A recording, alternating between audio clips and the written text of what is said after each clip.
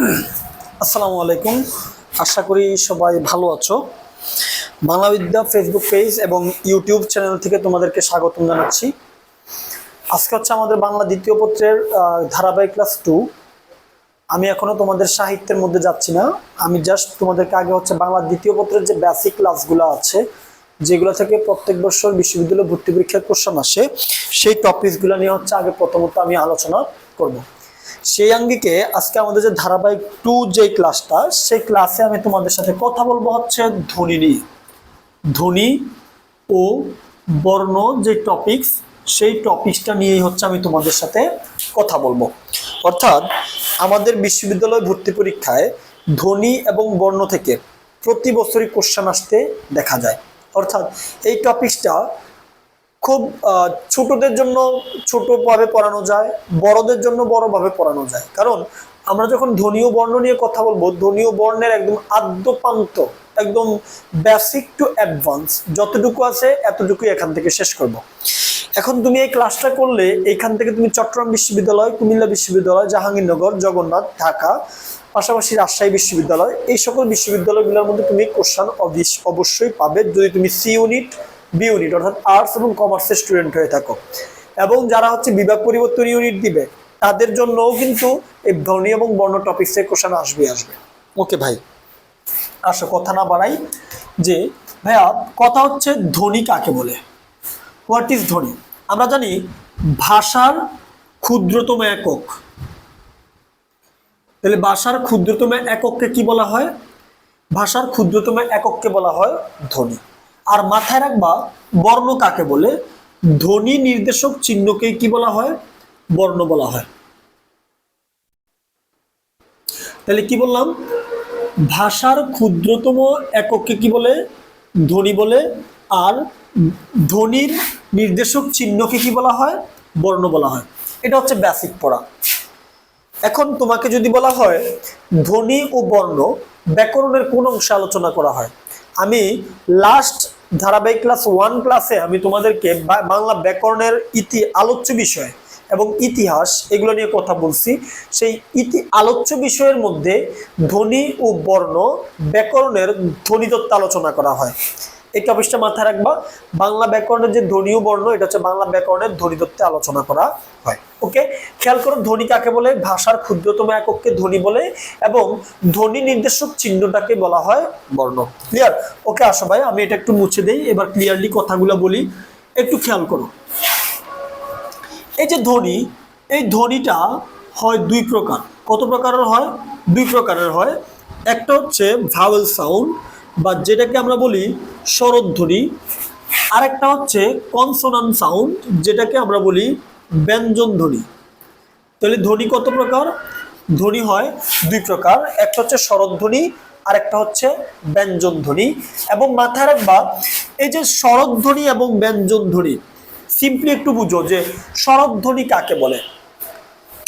স্বরধ্বনি হচ্ছে সে সকল ধ্বনি, যে সকল ধ্বনি উচ্চারণ করার সময় আমাদের যে ফুসফুসতারিত বাতাস থাকে, সেই ফুসফুসতারিত বাতাস মুখের কোথাও বাধা পাবে না। অর্থাৎ যে সকল ধ্বনি উচ্চারণ করার সময় ফুসফুসতারিত বাতাস মুখের কোথাও বাধা না পায় না, তাকে বলা হয় স্বরধ্বনি। অর্থাৎ এই স্বরধ্বনির ক্ষেত্রে কি হবে?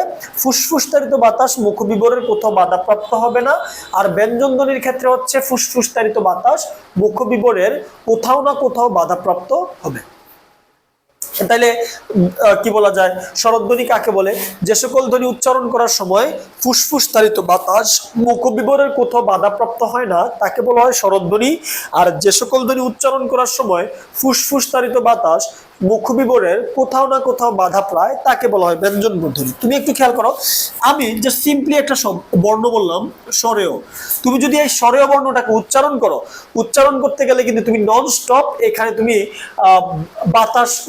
বাতাস বের করতে পারবে। যেমন স্বরেয় যদি তুমি টান দিয়ে ধরে রাখো, তারপরেও কিন্তু তোমার কি বলা যায়, এটার উচ্চারণ করার সময় তোমার বাতাসটা বাধাপ্রাপ্ত হয় না।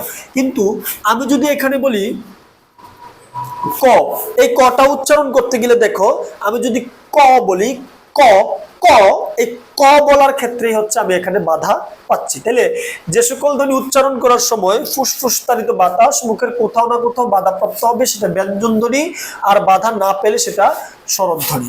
এবার আসো, আমরা জানি টোটাল স্বরধ্বনি হচ্ছে 11টা এবং ব্যঞ্জন ধ্বনি হচ্ছে 39টা। কয়টা? 39টা। এবং এইখানে যেই থাকে যে স্বরধ্বনির ক্ষেত্রে যেগুলো হচ্ছে মৌলিক স্বরধ্বনি, অর্থাৎ যে সকল ধ্বনিকে ভাঙা যায় না সেই সকল মৌলিক স্বরধ্বনি থাকে 7টা। কয়টা? 7টা। এবং মৌলিক ব্যঞ্জন ধ্বনি থাকে 30টা। অর্থাৎ এখন যদি বলা হয় মৌলিক ধ্বনি কয়টা, তাহলে মৌলিক ধ্বনি হচ্ছে টোটাল 37টা। তাহলে সর্বমোট মৌলিক ধ্বনি কয়টা? সর্বমোট মৌলিক ধ্বনি কয়টা ভাই? সর্বমোট মৌলিক ধ্বনি হচ্ছে 37টা। আর সেখানে যদি বলে মৌলিক স্বরধ্বনি কয়টা? 7টা। এবং মৌলিক ব্যঞ্জন ধ্বনি কয়টা? 30টা। ক্লিয়ার? এবার আসো ভাই, যে বর্ণ কাকে বলে? এই যে বর্ণ কাকে বলে, যে ধ্বনি নির্দেশক চিহ্নকে কি বলা হয়? বর্ণ বলা হয়। তাহলে এখানে এই যে বর্ণটা থাকে, এই বর্ণটাও হয় দুই প্রকার। কত প্রকার? দুই প্রকার। একটা হচ্ছে স্বরবর্ণ, আরেকটা হচ্ছে ব্যঞ্জন বর্ণ। তাহলে একটু খেয়াল করো যে এখন যদি বলি স্বরবর্ণ কাকে বলে, আরেকটা হচ্ছে ব্যঞ্জন বর্ণ কাকে বলে, তাই না? প্রশ্নটা আসে যে একটা হচ্ছে স্বরধ্বনি, যে সকল ধ্বনি উচ্চারণ করার সময় ফুসফুসতাড়িত বাতাস মুখে বাধা পায় না সেটা স্বরধ্বনি, আর যেটা বাধা পায় সেটা ব্যঞ্জন ধ্বনি। এখন স্বরবর্ণ কাকে বলে? মাথায় রাখবা, স্বরধ্বনি নির্দেশক চিহ্ন, কি বললাম? স্বরধ্বনি নির্দেশক চিহ্নকে কি বলে? স্বরধ্বনি নির্দেশক চিহ্নকে কি বলা হয়? স্বরবর্ণ। আর ব্যঞ্জন ধ্বনি নির্দেশক চিহ্নকে কি বলা হয়?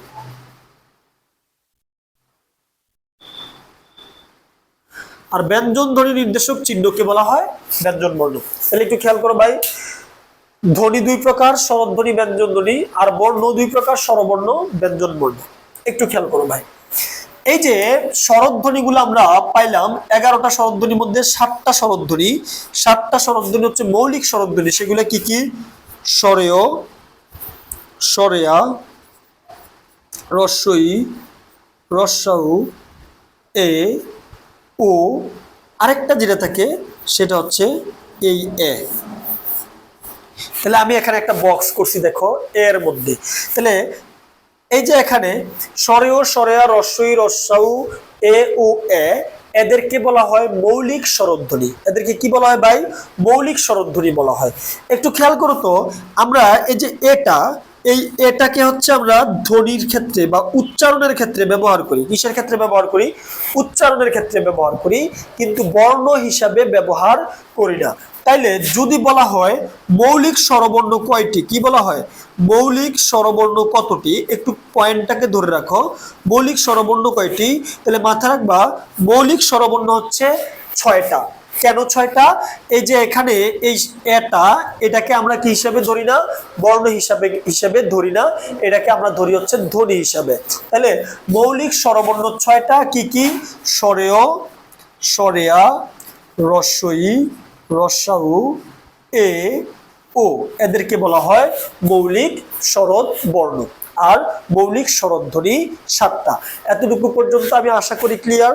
ওকে ভাই, ধ্বনি ও বর্ণ ক্লিয়ার করতে পারছি। একটা এক্সট্রা পড়া যেটা হচ্ছে একটু খাতার মধ্যে ভালো করে নোট করবা, মনে রাখবা বর্ণমালা। বর্ণমালা হচ্ছে একটি। বর্ণমালা কতটি? একটি। কিন্তু বর্ণমালার মধ্যে টোটাল বর্ণ যদি বলা হয় কয়টি, তাহলে মনে রাখবা বর্ণমালা হলে হবে 50টি। এটাকে একটু পয়েন্ট করে রাখবা এবং এটাকে আমি বলে দিচ্ছি চমাগো। কি বলে দিচ্ছি? চমাগো, অর্থাৎ চরম মাত্রায় গুরুত্বপূর্ণ। অর্থাৎ বর্ণমালা একটা কিন্তু বর্ণ হচ্ছে 50টা। তাইলে ভাই ধ্বনি ও বর্ণ আশা করি ক্লিয়ার। তাহলে ধ্বনি কাকে বলে? যে ভাষার ক্ষুদ্রতম একককে ধ্বনি বলা হয়। আর বর্ণ কাকে বলে? ধ্বনি নির্দেশক চিহ্নকে বলা হয় বর্ণ। এবং এই ধ্বনিটাকে আমরা দুইটা ভাগে ভাগ করছি, একটা হচ্ছে স্বরধ্বনি এবং ব্যঞ্জনধ্বনি। স্বরধ্বনি টোটাল 11টা, যার মধ্যে হচ্ছে 7টা হচ্ছে মৌলিক স্বরধ্বনি, আর ব্যঞ্জনধ্বনি হচ্ছে 39টা, যার মধ্যে 30টা হচ্ছে মৌলিক ব্যঞ্জনধ্বনি। এবার আরেকটা পয়েন্ট একটু শিখাই দিচ্ছি। যখন এইগুলার উপরে আমরা চন্দ্রবিন্দু ইউজ করব, কি ব্যবহার করব? চন্দ্রবিন্দু ইউজ করব, তখন এই ধ্বনিগুলাকে বলা হয় অনুনাসিক বর্ণ। কি বলা হয়? অনুনাসিক বর্ণ। কি বলা হয় ভাই? অনুনাসিক বর্ণ। অর্থাৎ এগুলোর উপর যখন আমি চন্দ্রবিন্দু ইউজ করছি তখন এগুলো গেছে অনুনাসিক বর্ণ। তাহলে অনুনাসিক বর্ণ কয়টা? অনুনাসিক বর্ণ হচ্ছে 7টা। আশা করি এতটুকু পর্যন্ত ক্লিয়ার, বুঝাইতে পারছি ভাই? ওকে,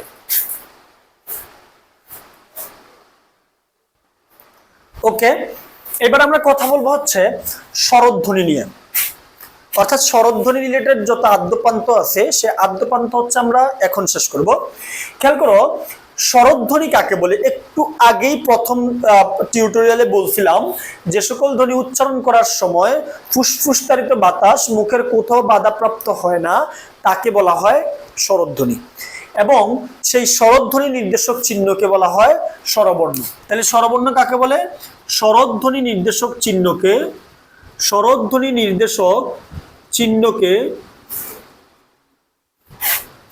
স্বরবর্ণ বলে। কি বলে? স্বরবর্ণ বলে। একটু পয়েন্টে আসো ভাই, আমরা কিছু পড়া এবার শিখাই। দেখো, আমরা জানি স্বরবর্ণ টোটাল কয়টা? আমরা জানি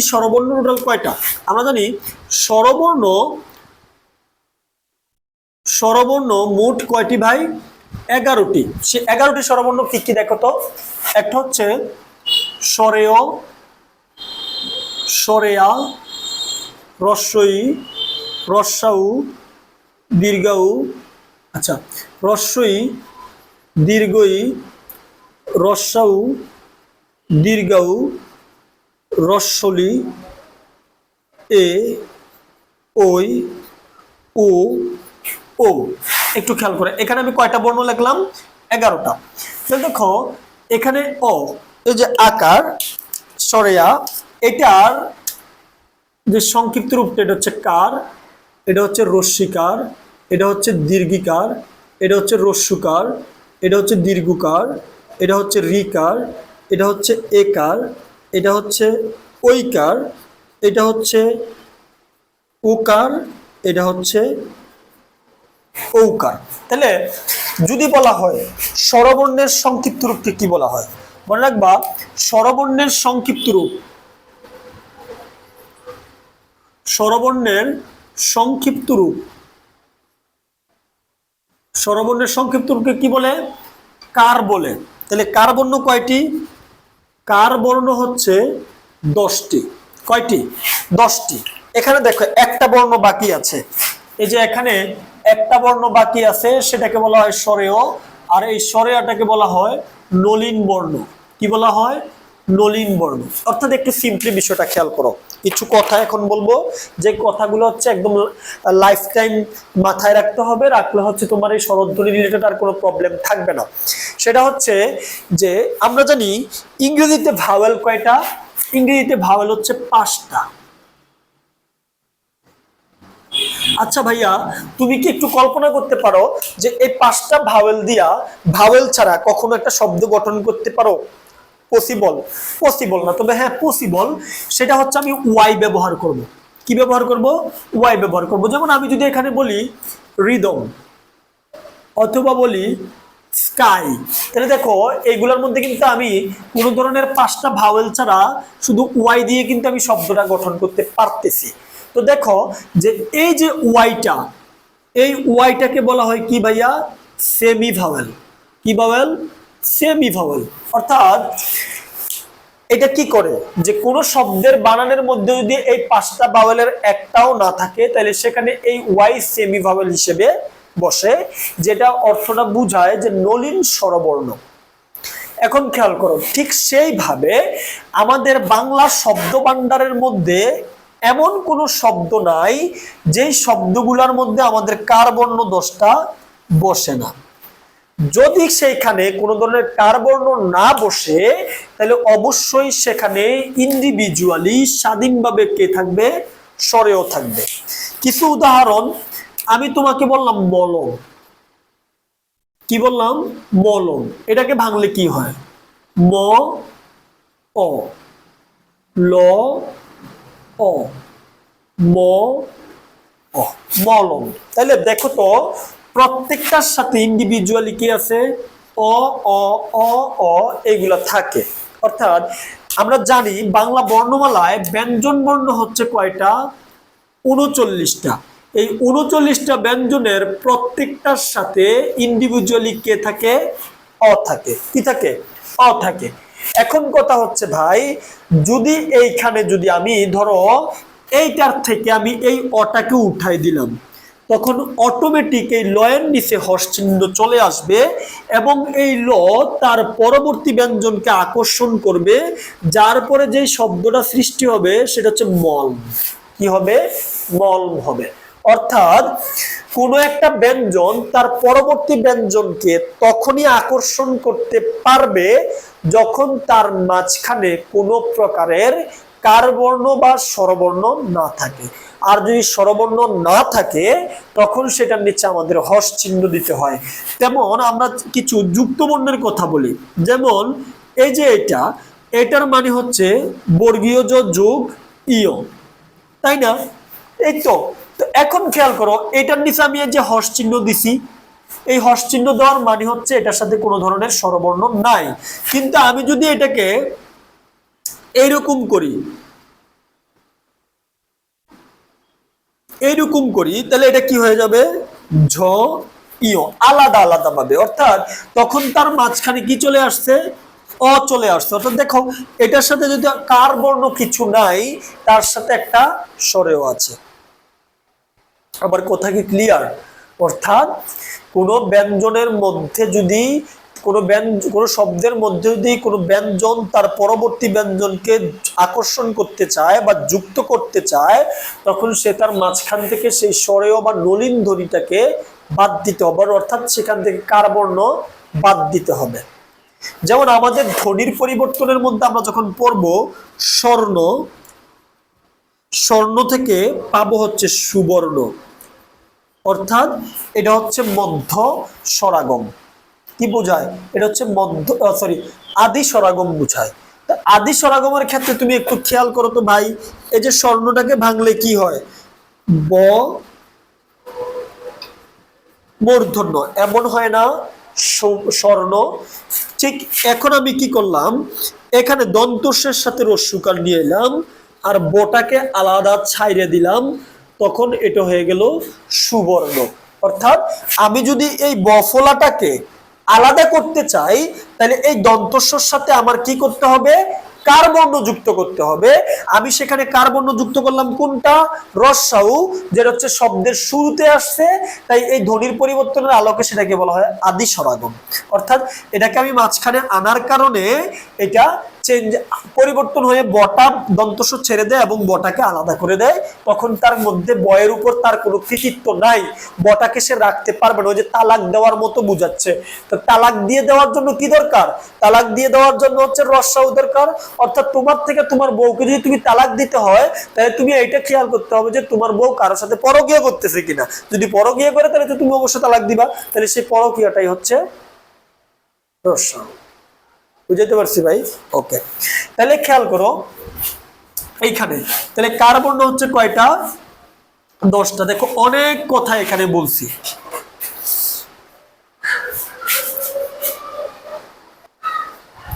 এরপর আসো ভাই যে কিছু পয়েন্ট খেয়াল করো স্বরবর্ণের ক্ষেত্রে। মৌলিক স্বরবর্ণ, মৌলিক স্বরবর্ণ কয়টা বলছিলাম, 6টা, কিন্তু ধ্বনি বললে 7টা।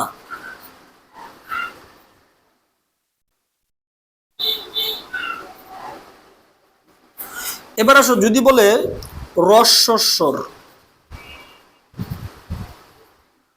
এই যে রস্বস্বর হচ্ছে 4টা, সেগুলো হচ্ছে স্বরেয়, রস্যাউ, রস্যই, রস্যাউ, রস্বলি, এদেরকে বলা হয় রস্বস্বর। এদেরকে কি বলা হয়? রস্বস্বর।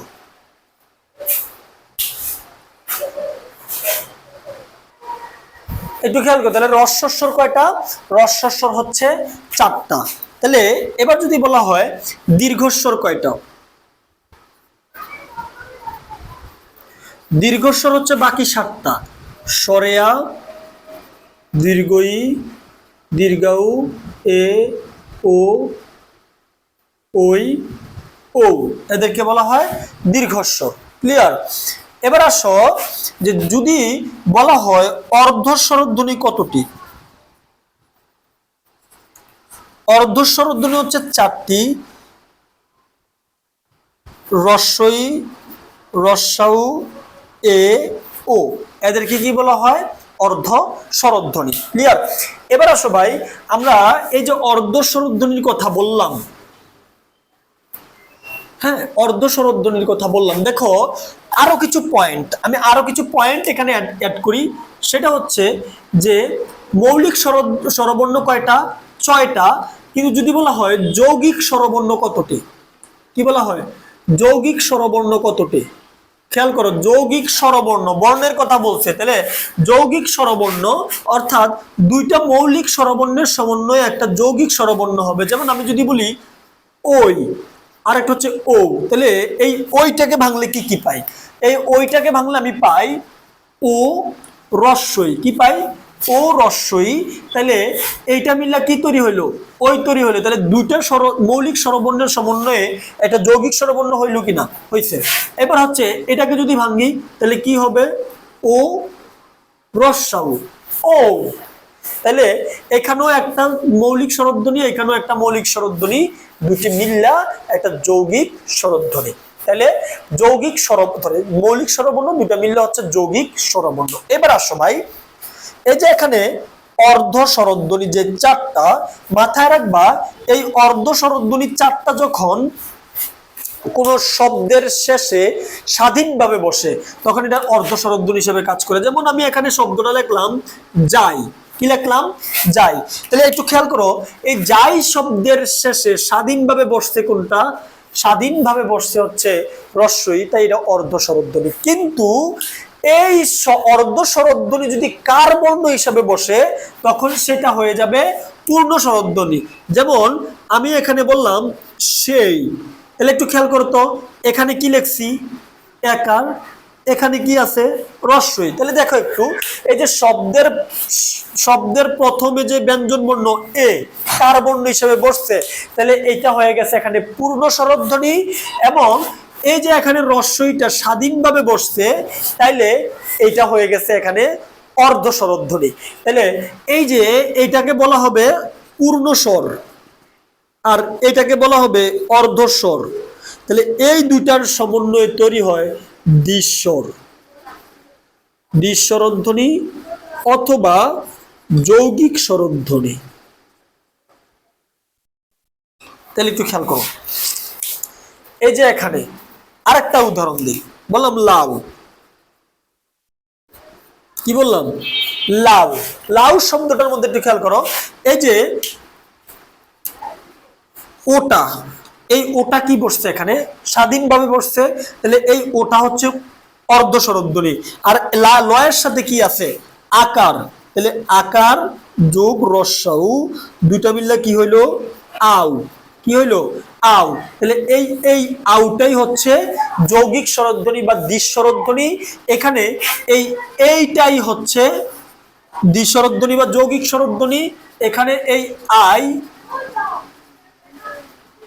আইটাই হচ্ছে দ্বিস্বরধ্বনি বা যৌগিক স্বরধ্বনি। ঠিক এইভাবে আমরা বাংলা বর্ণমালার ক্ষেত্রে, বাংলা শব্দ ভান্ডারের ক্ষেত্রে পূর্ণ স্বরধ্বনি এবং অর্ধ স্বরধ্বনি একসাথে যুক্ত করে টোটাল যৌগিক স্বরধ্বনি বা দ্বিস্বরধ্বনি পাবো 25টি। কয়টি? 25টি। তাহলে এখন যদি আপনাকে বলে যে যৌগিক স্বরবর্ণ কয়টি, যৌগিক স্বরবর্ণ হচ্ছে 2টি। কিন্তু যদি বলা হয় যৌগিক স্বরধ্বনি কয়টি, তাহলে যৌগিক স্বরধ্বনি হবে 25টি। আমার কথা কি ক্লিয়ার? হ্যাঁ, আশা করি ক্লিয়ার, যে মাথায় রাখবা তুমি এই পয়েন্টটাকে খুব ভালোভাবে মাথায় রাখতে হবে। অর্ধস্বরধ্বনি, অর্থাৎ অর্ধস্বরধ্বনি কয়টা? অর্ধস্বরধ্বনি হচ্ছে চারটা। একটা হচ্ছে রস্বই রস্যাউ এ ও, এই রস্বই রস্যাউ এ ও যদি স্বাধীনভাবে যখন শব্দের শেষে বসে তখন এদেরকে বলা হয় অর্ধস্বরধ্বনি। এবং মাথায় রাখবা বাংলা বর্ণমালার মধ্যে 11টা স্বরবর্ণের মধ্যে মাত্র এই 4টা স্বরবর্ণ স্বাধীনভাবে শব্দের শেষে বসতে পারে, অন্যথায় অন্য কোনো স্বরবর্ণ স্বাধীনভাবে শব্দের শেষে বসতে পারে না, তাই এদেরকে অর্ধস্বরধ্বনি বলে। এবং এই অর্ধস্বরধ্বনি গুলাই যখন আবার কার বর্ণ হিসেবে বসে তখন এগুলো আবার আইসা কি হয়? পূর্ণ স্বরধ্বনি। তাহলে সেই আঙ্গিকে আমরা বলতে পারি, আমি বাংলাটা পড়াচ্ছি গবেষণা ওয়াইজ, তাহলে সেই আঙ্গিকে বলা যায় যে পূর্ণ স্বরধ্বনি কয়টা হইতে পারে বাংলা বর্ণমালায়? তাহলে পূর্ণ স্বরধ্বনি ভাই বোকাচন্দ্ররা কথা শুন, তাহলে পূর্ণ স্বরধ্বনি তাহলে বাংলা বর্ণমালায় কয়টা হবে? 11টাই হবে। সেখান থেকে অর্ধস্বরধ্বনি কয়টা থাকবে? 4টা। তাহলে এই 4টা অর্ধস্বরধ্বনি যখন কার বর্ণ হিসেবে বসবে তখন তো এটা কি হয়ে যাবে? তখন এটা হয়ে যাবে পূর্ণ স্বরধ্বনি। কিন্তু এই অর্ধস্বরধ্বনি গুলো যখন স্বাধীনভাবে বসবে তখন এগুলো হয়ে যাবে আবার অর্ধস্বরধ্বনি। কথাই ক্লিয়ার? তাহলে অর্ধস্বরধ্বনি এবং পূর্ণ স্বরধ্বনির মিলিত বা যোগফলটাই হচ্ছে দ্বিস্বরধ্বনি বা যৌগিক স্বরধ্বনি, যেটা হচ্ছে তুমি দিয়ে রাখতে পারো চমাগো, চরম মাত্রায় গুরুত্বপূর্ণ। কারণ এইগুলা থেকে কোশ্চেনটা একটু পেজ গিলা টাইপ কোশ্চেন এগুলা চলে আসবে। কোশ্চেনটা আসবে নিচের কোনটি দ্বিস্বরধ্বনি? দ্বিস্বরধ্বনির উদাহরণ। এইভাবে তোমার অপশনের মধ্যে দিয়ে দিবে লাউ, এবার লাবলা 4টা দিয়ে দিবে, তাহলে উত্তরটা কোনটা? লাউ। আশা করি এতটুকু ভাইয়া ক্লিয়ার। ওকে, এবার আসো আমরা স্বরধ্বনির উচ্চারণের স্থানে যাওয়ার আগে আমি একটা পড়া ধ্বনীয় বর্ণের মধ্যে ফালাই দিয়ে আসছি, সেটি হচ্ছে মাত্রা। কি পালাই দিয়ে আসছি? আচ্ছা, মাত্রাটা নিয়ে আমি একদম সর্বশেষে কথা বলবো। তার আগে হচ্ছে আমি একটু স্বরধ্বনির যে উচ্চারণের স্থান নিয়ে কথা বলি। কিসের উচ্চারণের স্থান?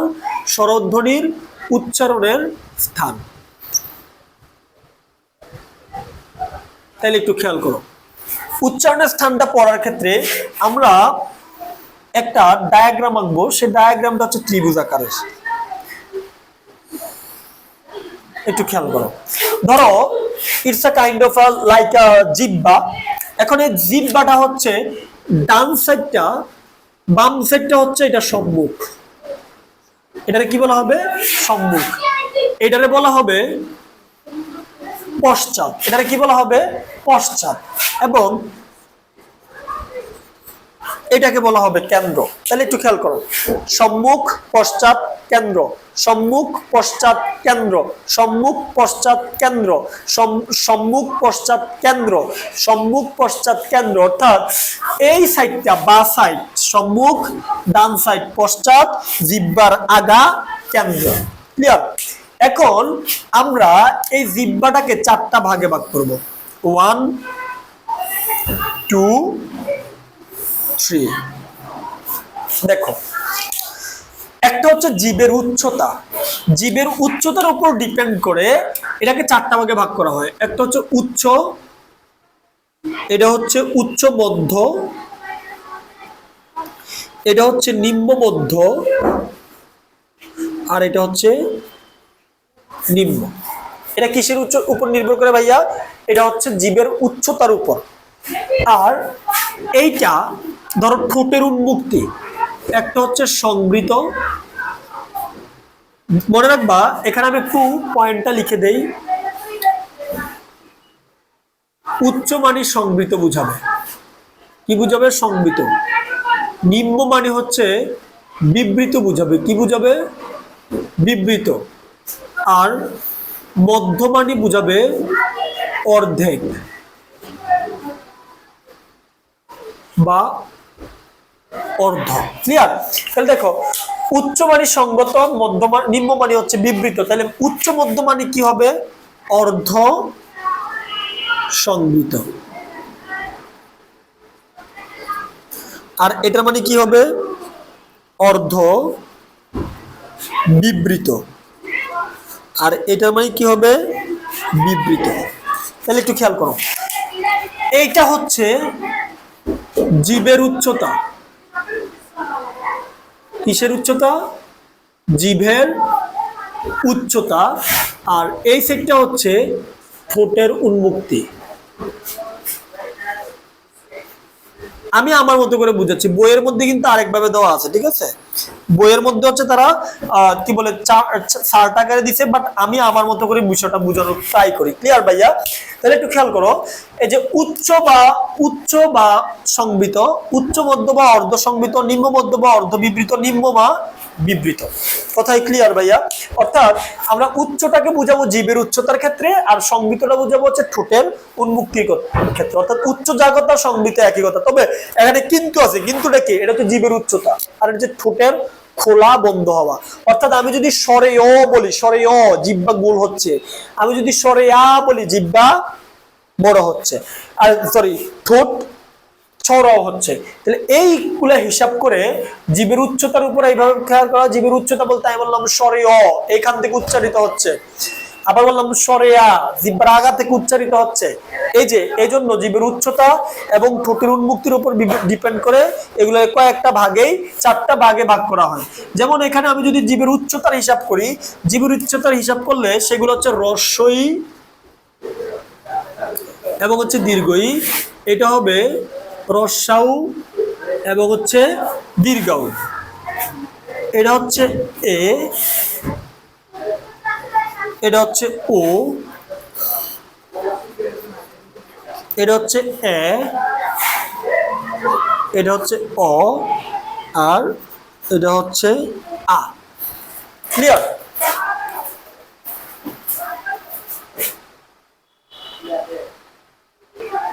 তাহলে একটু খেয়াল করো, এই যে এখানে জিভের যে বাম সাইড এটা হচ্ছে সম্মুখ, জিভের ডান সাইড এটা হচ্ছে পশ্চাৎ, এবং এটা হচ্ছে কেন্দ্র। এবং জিভের উচ্চতা অনুযায়ী জিহ্বাটাকে 4টা ভাগে ভাগ করা হয়। একটা হচ্ছে উচ্চ, উচ্চ মধ্য, নিম্ন মধ্য, নিম্ন। এবং ঠোঁটের উন্মুক্তির উপর নির্ভর করে জিহ্বাটাকে 4টা ভাগে ভাগ করা হয়। ঠোঁটের উচ্চতাটা ঠোঁটটাকে, আর হচ্ছে সংবৃত, অর্ধ সংবৃত, অর্ধ বিবৃত, বিবৃত।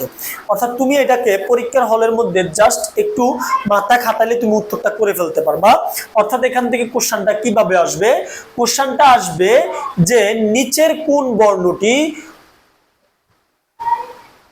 পশ্চাৎ অর্ধবিবৃত স্বরধ্বনি, তাহলে স্বরের মধ্যে পড়ে। আবার এটা আসতে পারে নিচের কোন বর্ণটি সম্মুখ নিম্ন মধ্য স্বরধ্বনি বা অর্ধবিবৃত স্বরধ্বনি, তাহলে এটা হবে। কথাই ক্লিয়ার? আশা করি ক্লিয়ার। ওকে ভাইয়া, আজকে আমরা কথা বলছি হচ্ছে শুধুমাত্র স্বরধ্বনি নিয়ে। এটা হচ্ছে আমাদের ধ্বনীয় বর্ণ প্রকরণের মাত্র একটা ক্লাস। এখন আসো, আমরা বলছিলাম একটা টপিকস একটু বাকি আছে ধ্বনি বর্ণের, সেটা হচ্ছে মাত্রা, যেটা থেকে প্রত্যেক বছরই ভর্তি পরীক্ষায় কোশ্চেন আসতে দেখা যায়। যে মাথায় রাখবা, মাত্রাটাকে 3টা ভাগে ভাগ করা হয়। একটা হচ্ছে মাত্রাহীন, পূর্ণমাত্রা, অর্ধমাত্রা। কি বললাম? মাত্রাহীন, পূর্ণমাত্রা, অর্ধমাত্রা। মাত্রাটা কত প্রকার? 3 প্রকার। একটা হচ্ছে মাত্রাহীন, পূর্ণমাত্রা, আর একটা হচ্ছে অর্ধমাত্রা। এখন আমরা যেহেতু জানি বর্ণমালাগুলো হচ্ছে 2 প্রকার, একটা হচ্ছে স্বরবর্ণ, ব্যঞ্জন বর্ণ। তাই আমাদের স্বরবর্ণ, ব্যঞ্জন বর্ণ দুইটাই মাত্রা সম্বন্ধে জানতে হবে। তাহলে আমাদের এটার জন্য একটা ডিজিট মাথায় রাখবা, 4, 6, 6, 26, 1, 7। কি বললাম? 4, 6, 6, 26, 1, 7। কি বললাম? 4, 6, 6, 26, 1, 7। তাহলে একটু খেয়াল করো,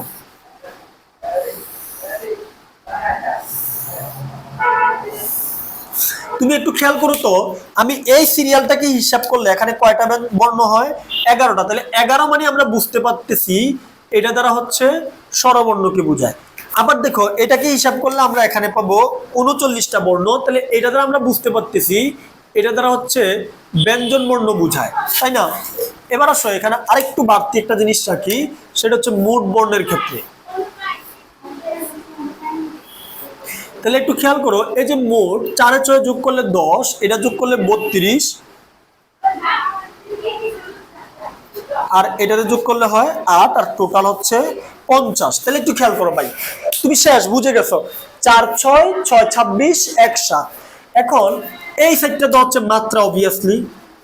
তাহলে মাত্রার প্রথম র্যাঙ্কটা কি বলছি, একটা হচ্ছে আমার এই র্যাঙ্কে হিসাব রাখবা, মাত্রাহীন, পূর্ণমাত্রা, অর্ধমাত্রা। তাহলে এটা হচ্ছে প্রথমত মাত্রাহীন, পূর্ণমাত্রা, অর্ধমাত্রা। তাহলে এখন যদি বলা হয় মাত্রাহীন মোট বর্ণ কয়টি, 10টি, পূর্ণমাত্রার মোট বর্ণ কয়টি, 32টি, অর্ধমাত্রার বর্ণ মোট কয়টি, 8টি। আবার যদি এটা এইভাবে বলে মাত্রাহীন স্বরবর্ণ কয়টি, 4টি, মাত্রাহীন ব্যঞ্জন বর্ণ কয়টি, 6টি, মাত্রাহীন পূর্ণমাত্রার ব্যঞ্জন বর্ণ কয়টি, 26টি, স্বরবর্ণ কয়টি, 6টি। অর্থাৎ তোমাকে কোশ্চেনটা অনেক ভাবেই দিতে পারে। তো তুমি যদি এই চারটাকে মাথায় রাখতে পারো তাহলে তুমি খুব ইজিলি হচ্ছে মাত্রা থেকে কোশ্চেন করতে পারবা, উত্তর করতে পারবা, এবং এখান থেকে তুমি একটা মার্ক ইনশাআল্লাহ পেয়ে যাবা। সো ভাইয়া এই ক্লাসটা ছিল আমাদের ধ্বনি ও বর্ণ। যদিও আমি বলছিলাম ধ্বনি ও বর্ণের ক্লাস, তাহলে ধ্বনি ও বর্ণ ক্লাসের পার্ট 1। কি পার্ট 1 হচ্ছে এটা। আমরা পার্ট 2 তে হচ্ছে যুক্ত বর্ণ নিয়ে ব্যঞ্জন বর্ণ নিয়ে কথা বলবো। এভাবে আস্তে আস্তে যুক্ত বর্ণ, বর্ণ সংক্ষেপ এগুলো নিয়ে আমরা কথা বলবো। তো ভাইয়া ততদিন পর্যন্ত সবাই ভালো থাকবা। আর অবশ্যই ভাইয়ের ক্লাসগুলো পাওয়ার জন্য ভাইয়ের ফেসবুক পেজ এবং হচ্ছে ভাইয়ার ইউটিউব চ্যানেল, এই দুইটাকে, ফেসবুক পেজকে ফলো দিয়ে রাখবে এবং ইউটিউব চ্যানেলকে সাবস্ক্রাইব করে রাখলেই চলবে ইনশাল্লাহ। আর বাকিটা দেখা হবে ক্লাসেই কথা হবে। আর যারা অফলাইনে ক্লাস করতে চাচ্ছ তারা হচ্ছে আগামীকাল সকাল 10টায় অর্থাৎ 16 আগস্ট সকাল 10টায় আমার অফিসিয়াল বাংলা ব্যাচ, প্রথম ব্যাচের ক্লাস শুরু হবে। তারপরেও যারা হচ্ছে ফ্রি ক্লাস করে ভর্তি হতে চাচ্ছ, একটু যাচাই করতে চাচ্ছ, তাদের জন্য কালকের ক্লাসটা উন্মুক্ত থাকবে। তোমরা কালকে ক্লাসে আসতে পারো, আর এসে ক্লাস করে তারপর তুমি যাচাই করবা যে তুমি কোথায় ভর্তি হবে। সবাই ভালো থাকবা, সুস্থ থাকবা। আল্লাহ হাফিজ।